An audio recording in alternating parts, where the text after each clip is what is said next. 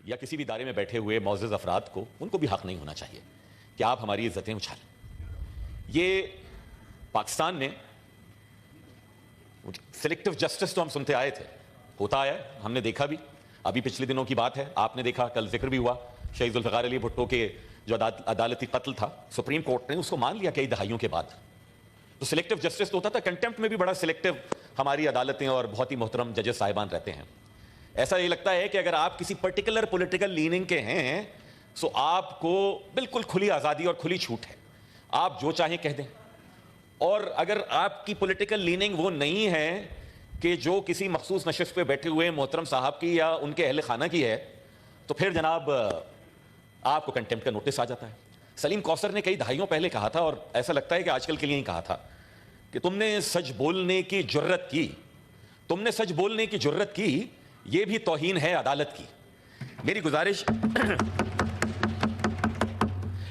یہ ہے, اور یقیناً یہ کیونکہ قانون ساز ہم ادارے میں بیٹھے ہیں, ہمارا کام ہے قانون سازی کرنا, یقیناً اس کے اوپر ہم جائیں گے اور وزیر قانون صاحب بھی ہماری رہنمائی کریں گے کہ اس کے بھی کوئی قواعد و ضوابط طے ہونے چاہیے.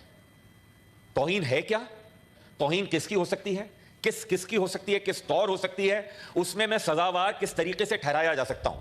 یہ نہیں ہو کہ میں اگر منصب پہ بیٹھا ہوں تو آج میرا موڈ اچھا نہیں ہے, آج مجھے ناشتہ اچھا نہیں ملا, اور میں کہوں نہیں بھائی فلاں جو بات تھی نا وہ بہت سخت توہین والی تھی, اور میں کہوں کہ نہیں جناب کسی نے آلموسٹ میری بہت تضحیق کر دی, مجھے کسی نے ٹاؤٹ کہہ دیا, مجھے کسی نے کچھ اور کہہ دیا, میں کہوں گا جانے دو وہ تو دکھتا اچھا ہے. یہ پاکستان میں یہ جو ڈائیکاٹمی ہے, میرے خیال میں ہمارے فیصلوں میں, ہمارے ریمارکس میں, ہماری ججمنٹس میں اس کو بالکل اس طریقے سے نہیں ہونا چاہیے. میرے دوست فیصل لاڈا صاحب یہاں پر بیٹھے ہیں, ان کے حوالے سے کہا گیا, محترم جج صاحب نے کہا ہے یقیناً ان کے پاس ریزنز ہوں گے جو انہوں نے کہیں, اور یقیناً وہ ریزنز دیے بھی جائیں گے کہ کسی کو کہہ دیا جائے کہ جناب آپ پراکسی ہیں. مجھے اچھی طرح یاد ہے اپوزیشن بینچز پہ بیٹھے ہیں ہمارے حامد خان صاحب, ان کی کتاب میں ذکر ہے کہ فلاں جج صاحب کے ایک پراکسی ہوتے تھے لاہور ہائی کورٹ میں, اور وہ ان کے ایکٹ کے اوپر, ان کے بہاف کے اوپر ایکٹ کرتے تھے. میں نہیں کہہ رہا, حامد خان نے کہا, حامد خان صاحب نے اپنی کتاب میں کہہ دیا. اس طرح کے کردار مختلف جگہوں کے اوپر مل جاتے ہیں, لیکن لکھنے والے ان کے بارے میں تمہید پیش کرتے ہیں, ان کے بارے میں دلائل پیش کرتے ہیں.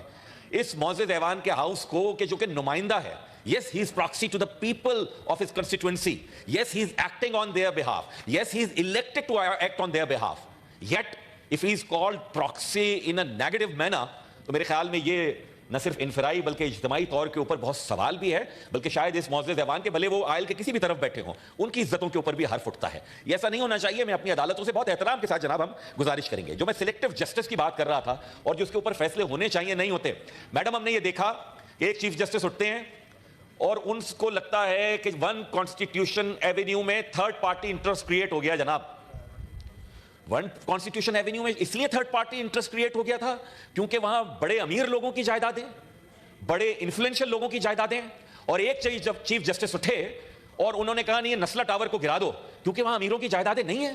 یہ کون سا جسٹس ہے, یہ کون سا انصاف ہے, یہ کون سا عدل ہے؟ اور میں اگر اس پہ بات کروں تو کہا جائے جناب آپ توہین آمیز آپ کا لب و لہجہ ہو رہا ہے.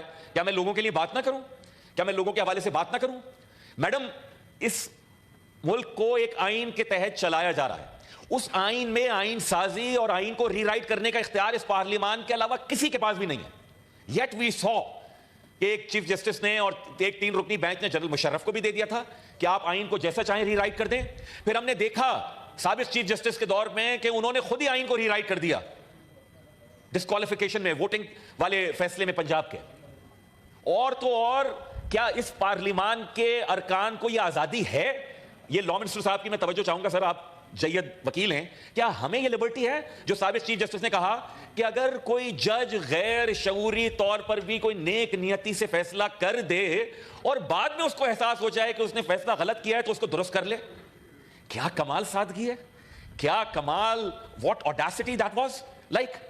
اس سادگی پہ کون نہ مر جائے خدا.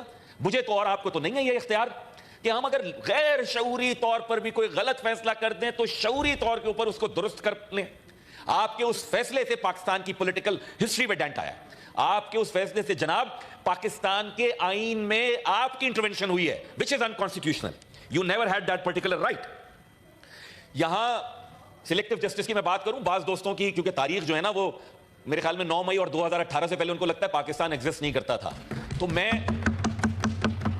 یقین جانیے ابھی تو ہم ہنستے ہیں, ابھی سندھ اسمبلی میں میری ایک بہن ایم پی بیٹھی ہے, پچھلی اسمبلی میں ان کی والدہ تھی, دونوں کو گرفتار کر کے تھانے لے جا کے ڈال دیا تھا جیل میں.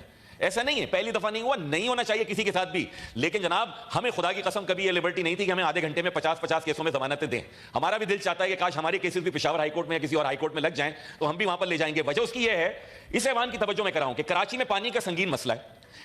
میری پارٹی نے کہا ہم اس کے خلاف مظاہرہ کریں گے, وزیر اعلیٰ ہاؤس جائیں گے, نہ کوئی ٹائر جلا, نہ کوئی پتھراؤ ہوا, مقدمہ بنائے انسداد دہشت گردی کا, اور ہم ان پہ ضمانتوں میں ہیں. ان کیسز میں ہماری دفعہ میں کوئی اس طرح سے نہیں تھا. لاپتہ افراد اس ملک کا مسئلہ, لاپتہ افراد کو بازیاب ہونا چاہیے. لیکن جناب والا, جب محترم میرے سابق ایم این اے صداقت عباسی صاحب 30 دن کے بعد جو اپنے منہ سے کہہ رہے ہیں میں تو کہیں گھومنے گیا تھا, وہ واپس آ رہے تھے, تو اس سے ایک ہفتے پہلے ایم کیو کے 4 کارکنان 8 برس لاپتہ رہنے کے بعد آئے. کیا اس ملک کی کسی عدالت میں اس حوالے سے سو موٹو نہیں لیتے؟ کیا آپ کی عدالت میں میری پٹیشنیں نہیں ہیں؟ کیا آپ کے سابق جج وہ لاپتہ افراد کا کمیشن نہیں چلاتے؟ آج بھی میرے 113 کارکنان لاپتہ ہیں. کوئی اس ملک کی عدالت اس کا نوٹس لینے کے لیے تیار نہیں ہے. چلیے اسلام آباد کی بات ہو رہی ہے نا, میں تو کہتا ہوں ذوالفقار علی بھٹو شہید کا کیس آپ نے اٹھایا, بہت اچھا کیا. 29 ایم کیو کے لاپتہ کارکنان کے لیے اسی اسلام آباد کی مرگلہ ہل کے لیے کہا تھا, چودھری شجاعت حسین صاحب نے وزیر داخلہ تھا کہ ان کو مار کے یہاں پر دفنا دیا ہے. آج لے لیجیے نا نوٹس. کون سا سلیکٹو جسٹس ہے؟ کراچی کا ہے فیصل وافدہ, کراچی کا مصطفیٰ کمال, تو ان کو کنٹیمپٹ آف کورٹ ہو جائیں گے. کیوں کر رہے ہیں آپ اس طرح کی چیزیں؟ برائے مہربانی اس ایوان کے پاس یہ اختیار ہے آئین سازی کا, قانون سازی کا. اس ایوان کے پاس اختیار ہے, ان کا استحقاق ہے لوگوں کی نمائندگی کرنے کا.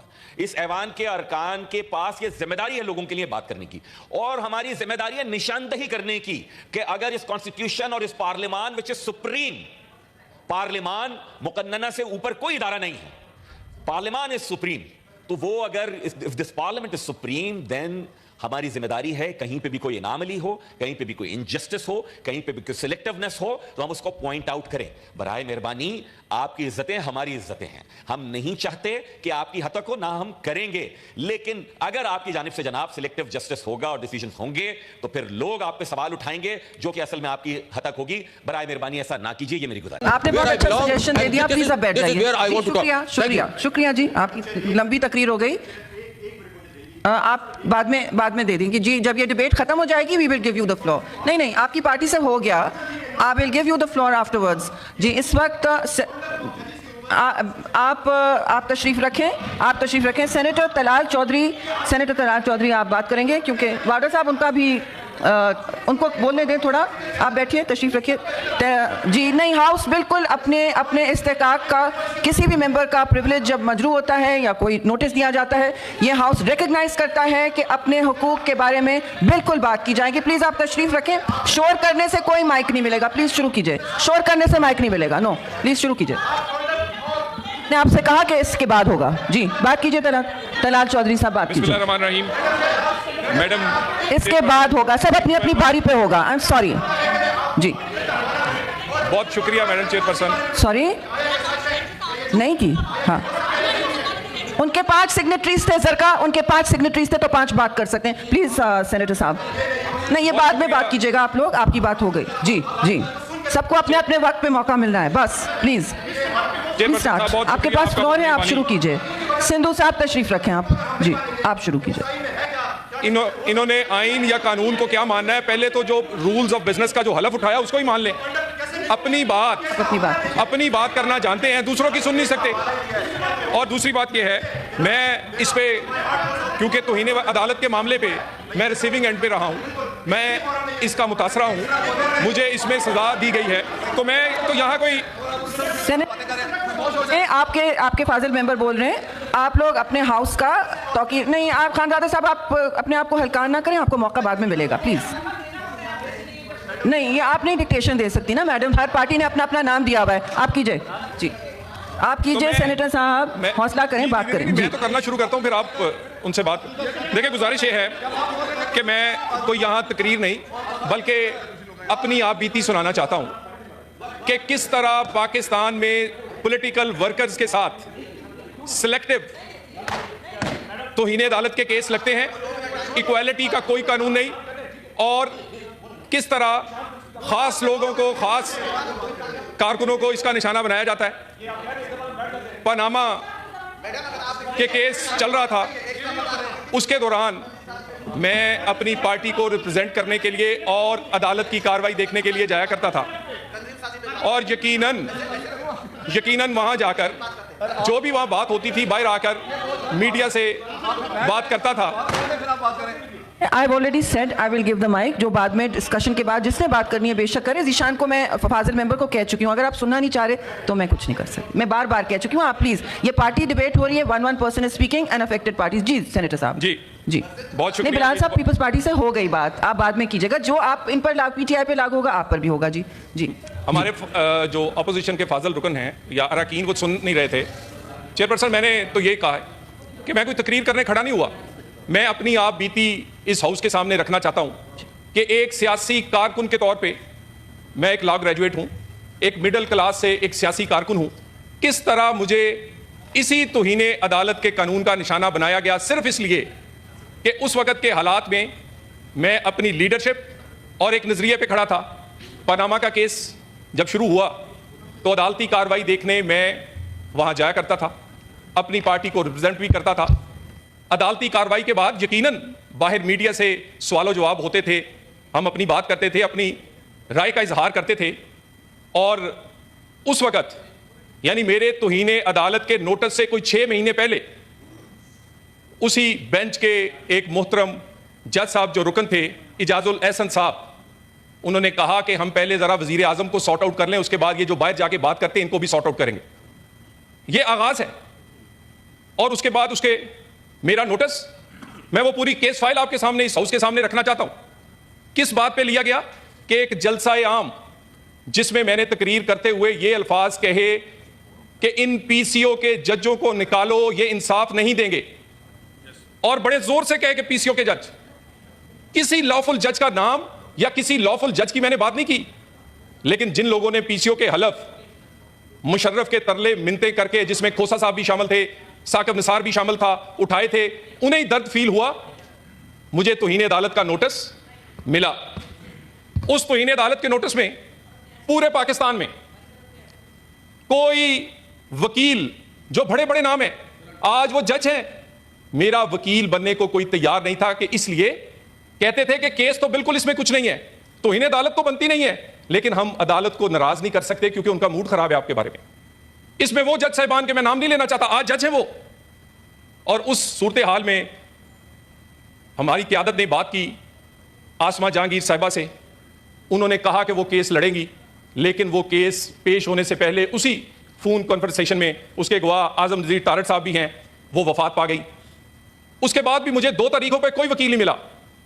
میں احسان مند ہوں, یہ ہمارے ہاؤس کے ممبر بھی ہیں کامران مرتضیٰ صاحب, پورے پاکستان میں مجھے کوئی وکیل نہیں ملا, تو انہوں نے کہا چلو میں تمہارے ساتھ کھڑا ہوتا ہوں. جناب والا,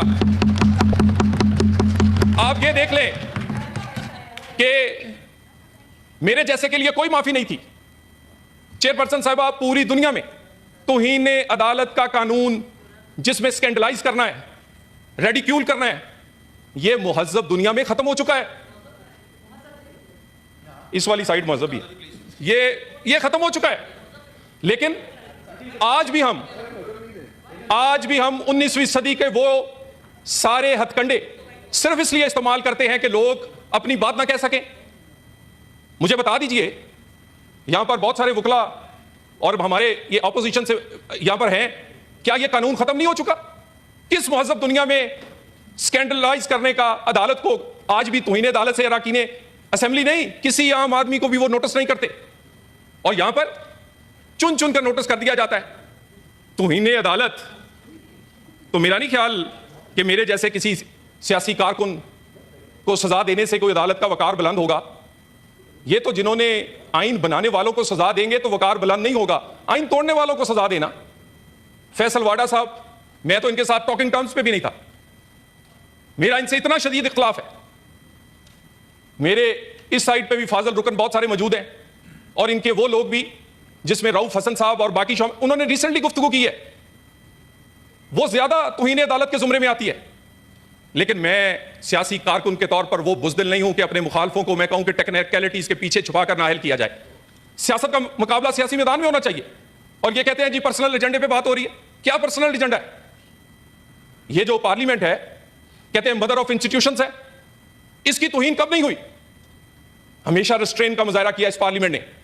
اس کا وزیر اعظم کو لٹکا دیا جائے, اس کے وزیر اعظم کو اتنی جلدی کسی میونسپل کمیٹی کے کلرک کو نہیں نکالا جاتا جس طرح ہمارے وزیر اعظم کو تاحیات نااہل کر دیا جاتا ہے. یہ اس پارلیمنٹ نے ریسٹرین کا مظاہرہ کیا, کوشش کی کہ ایسا تصادم اداروں کے درمیان نہ پیدا ہو, اور موجودہ حالات میں تو بالکل بھی نہیں ہونا چاہیے.